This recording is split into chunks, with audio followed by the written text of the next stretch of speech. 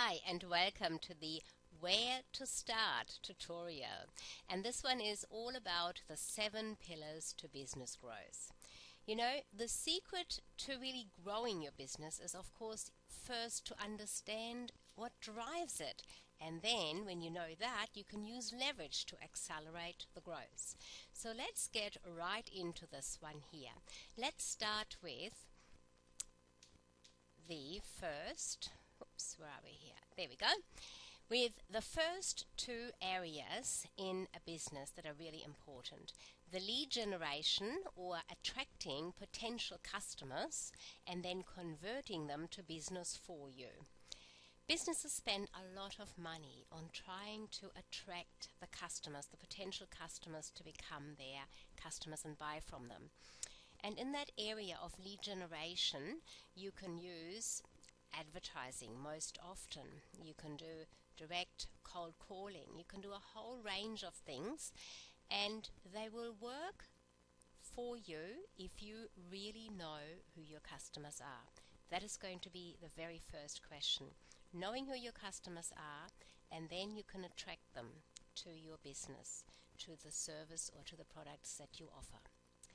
The conversion rate then is established by knowing out of how many calls or inquiries that you have into your business, how many of those you are actually converting to business. And in business, it is very important to make sure that everything you do is measured and recorded. Without measuring and recording, you won't be able to set yourself a goal to achieve an outcome at the end of it. Conversion rate, converting inquiries into your business, has a number of important factors that play a role in achieving a great conversion rate. It would be the way your customers are greeted. It would be the way you are finding out what they really want and then showing them that that is exactly what you have to offer, for instance. So that's the lead generation and the conversion rate. Let's have a look at the next area, the retention rate. If you are an existing business, you have existing customers. Are you retaining those? There is always a number of customers that will go to the competition, that will simply not come back, that might be moving away from the area where they have been living and doing business so far. What can you do to retain your customers? Well, the most important part here is to keep in touch with them, to send out notices, newsletters, let them know that you have special ons, or simply say thank you from time to time is a great way of staying in touch with them. Think of it in terms of a friend that you have that you really like, or some relatives. You know, if you don't keep in touch with them, they won't know you are still there. So that same principle applies with your customers. Keeping in touch with them keeps them as your customers. All of these areas that we're talking about here, of course, will go into more detail in other tutorials as you go through the various tutorials and learning sessions and classes here. This is a brief overall overview of where to start in your business, where to look to first that you might increase right now. So from the retention rate of customers, let's go to average sale size. Knowing how much a customer is actually spending on average with you is important. It's a very important part, really, because from there you can base an increase. If you don't know how much they're spending, how can you work on by how much you would like to increase that? And the purchase frequency, well, how many times are they coming back? And this varies from industry to industry.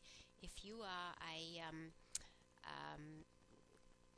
in the real estate area, where people might only buy one house once, certainly once a year only. I don't think there'll be much more. However, you might have customers that purchase several properties in the 1 year because they are accumulating some investment properties. But in general, that would be an area where you only have one purchase. So where would you look to increase this? Here you would have to have a look at increasing that by way of getting that one satisfied customer to bring you friends and relatives of theirs for further business to you. So knowing how much a customer spends with you on average and how many times they come back are two of the 7 pillars to business growth. Increasing the prices that you currently have. Well, often business owners are very reluctant to say, yes, I will increase my prices, even though they know perfectly well that really the price is not high enough. Best tip for this one is check out the competition, see what is happening out there and what are they charging, and then decide by how much you might be able to increase prices.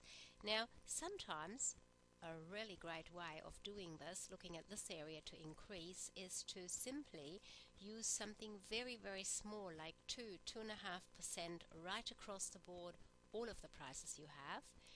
Or if there are areas where you know that really are more often bought and very popular, increase only those areas by whatever the amount might be suitable for your industry. Decreasing the cost, pillar number 7. Yes, that is also a tricky one for some business owners that say, no, I really can't squeeze my costs down any further. But you will be surprised once you start having a really close look at it and pulling out all the material you have, all the figures that you are collecting on your costs, and having a very close look at it. Where could you save? Where could you decrease some of the costs? Can you buy better? Which is a very basic one, and many times in a wholesale area you might say, no, I really can't get any better costs. But have a look through step by step on all of the costs that you have. Once you have them in front of you, it is so much easier to find something that you might be surprised to see could actually be decreased. Now, when we have a look at all of those 7 pillars that we've just gone through rather quickly, they come to make up the total turnover of your business. What the purpose of this tutorial is to show you getting customers into the business in the first place. Measure how much you are getting in. Measure every bit of advertising that you do, whether that is online through traffic to your website, whether that is through advertising, letterbox drops, or even referrals are a form of lead generation. Measure each area specifically and separately. And then work out how many of those customer inquiries you are converting to business. Again, get the figures on this. That is your customer rate. On top of that, your retention rate. How many existing customers have you already got? And again, there measure from month to month, quarter to quarter, how many are you keeping of those? That is your total customer rate. I would like you to now go to this exercise over the next couple of days, 2 days, to work out what your total customer rate is at this point in time. And then I would like you to work out what is the average sale size and how many times on average are those customers coming back to purchase something from you. And you can use this drawing, this graphic here, to put your figures into those areas that are listed, the 7 pillars.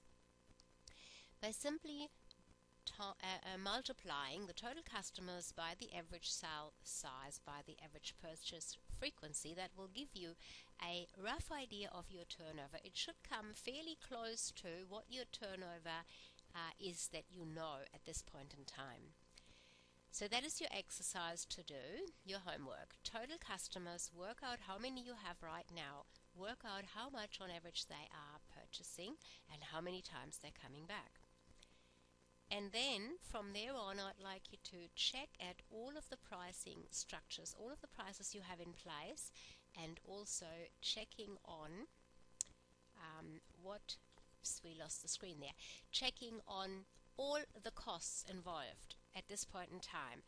And do make it as detailed as you possibly can. All of that contributes to the turnover.